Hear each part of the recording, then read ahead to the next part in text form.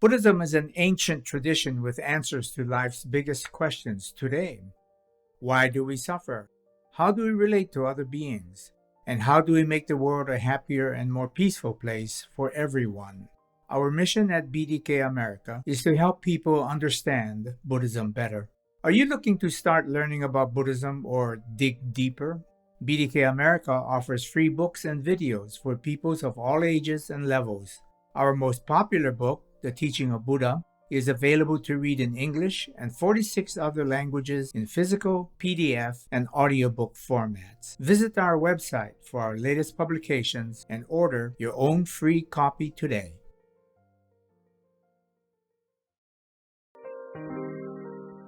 Hi, how are you doing?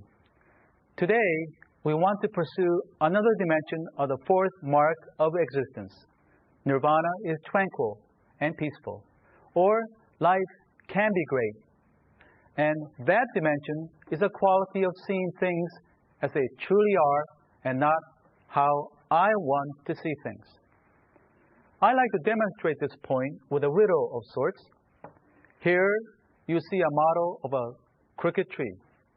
Well, in any case, please pretend that this is a crooked tree. I would now like you to concentrate on it so that you will see the tree straight. Please, go ahead.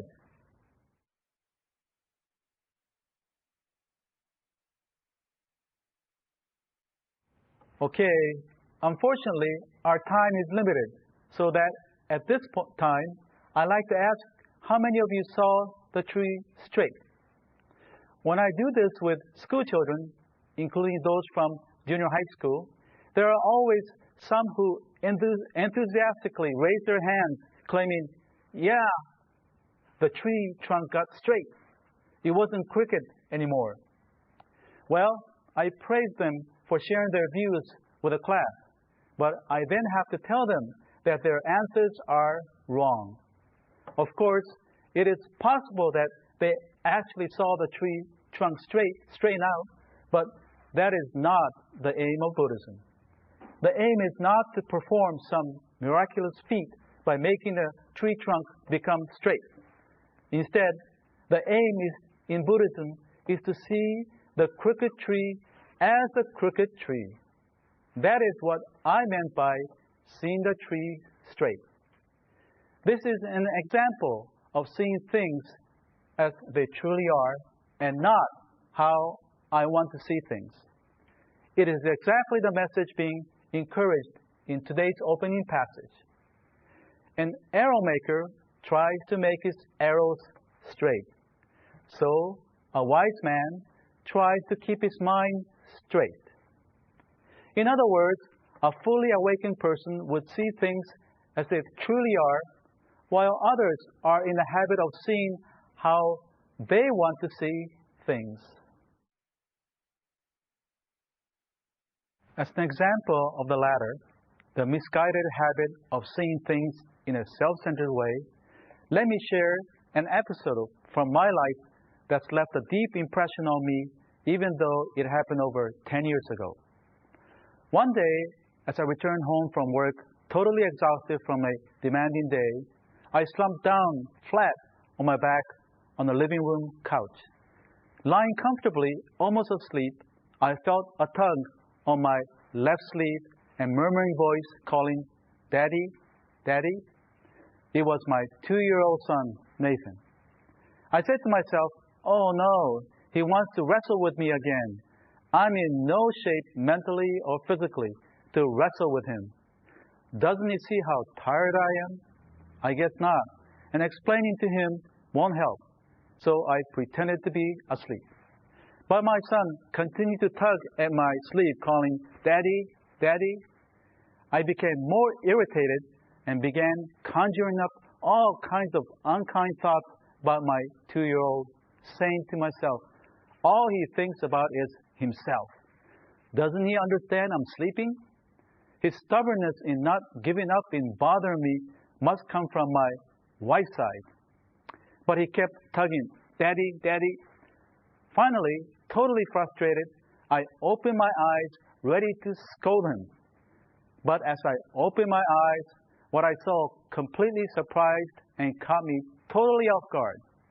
Well, there stood my 2-year-old holding a blanket in his left hand.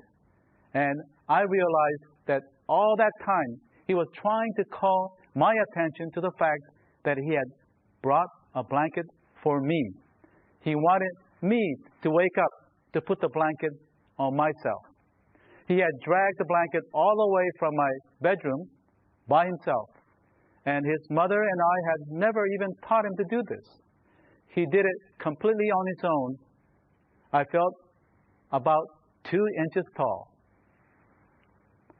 Even today, I still recall the negative thoughts I had harbored about my 2-year-old son with a sense of shame and embarrassment. At the same time, I could not but be amazed by my son's caring act despite my self-centered thoughts. I felt so grateful and lucky. This was clearly a case of seeing how I wanted to see things and a complete failure to see things as they truly are. Have you had any similar experience?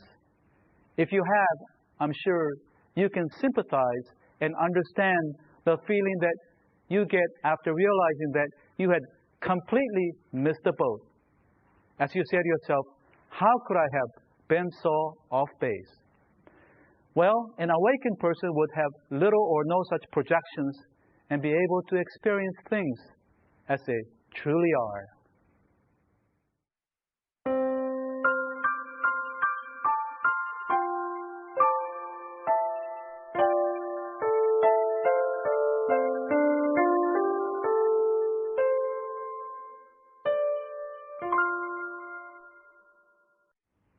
The Buddhist teaching has long regarded the cause of the failure to see things as they truly are to lie in our act of imposing or piling on, adhyaropa in Sanskrit. Perhaps projection, a psychological term, captures a similar meaning. Let me use the more casual term, piling on, for now. When we experience things in our daily lives, we are aware of the stimuli from the outside world through the 5 senses of seeing, hearing, smelling, tasting, and touching. From a Buddhist perspective, we then feel them as pleasant, unpleasant, or neutral. We also interpret or try to make conceptual sense, followed by our volition or response to the stimuli. The less awakened we are, we tend to overinterpret or pile on more of our own thoughts on top of what we are sensing. Instead of allowing the stimuli from the senses to filter directly in, our likes and dislikes are piled on through our thoughts and feelings. So we don't see how things truly are, but more as how I want to see things. The act of piling on describes the mechanism of our stereotypes that we hold about people who are different from us. That difference can be in terms of race, ethnicity, gender, religion, sexual orientation, or class. If a person is a member of a particular race, an awakened person would not pile on any stereotypical descriptions about that race, and instead would see any person as a human being first and foremost. Unfortunately, as all of us know too well, many of these stereotypes tend to be quite negative and demeaning. For example, they can be expressed by such adjectives as lazy, shrewd, smelly, sneaky, bossy, talkative, and clannish. Those who are prone to stereotyping people take these descriptions and automatically pile them on to a member of a particular race. These so-called labels cover over the person so that they fail to see that person as he or she truly is. On the other hand, awakened people would not participate in such stereotyping. They know about these stereotypes, but they would not pile them on or make an automatic association. I believe it's important to keep in mind that we live in a society where such stereotypes abound. None of us are immune from knowing about them, and sometimes even come to believe they are true. It's very easy to fall into the trap of piling on. So we must constantly be on our guard against automatically imposing these demeaning characteristics onto any person. I believe that the Buddhist practice of mental cultivation can make a valuable contribution toward helping people not to automatically pile on stereotypes. With more calm and space in their hearts and minds through awareness and cultivation, people will be better able to catch themselves from falling into the trap of piling on. There is nothing new about my message to combat stereotypes and discrimination. However, Buddhism is especially strong in helping us to see how these stereotypes are fictions of our imagination. They are merely a notion or construct, and therefore they are not real. Buddhist awareness and cultivation further clarify for us the mental mechanism of how stereotyping occurs, and also offer practical ways to minimize and prevent us from making stereotypes. Ideals are important, but they must be translated into practical results in the real world. For this, each person must make a concerted effort.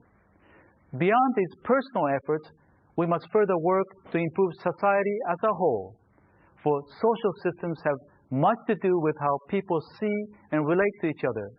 Extreme inequity and excessive competition create conditions for promoting greater stereotyping and discrimination.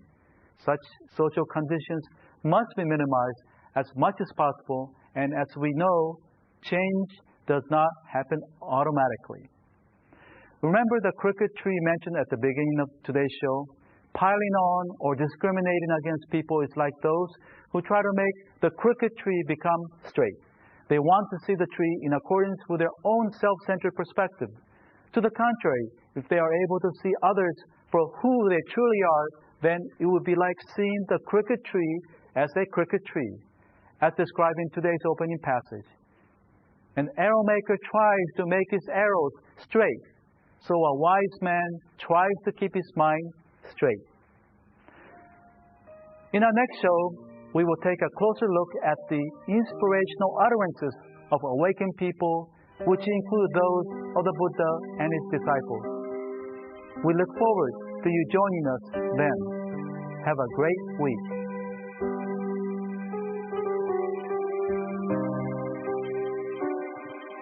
We at Bukkyo Dendo Kyokai pursue peace and happiness for people around the world. We have published the Buddhist teachings into 41 languages and donated our publication to hotels and other facilities in 55 countries.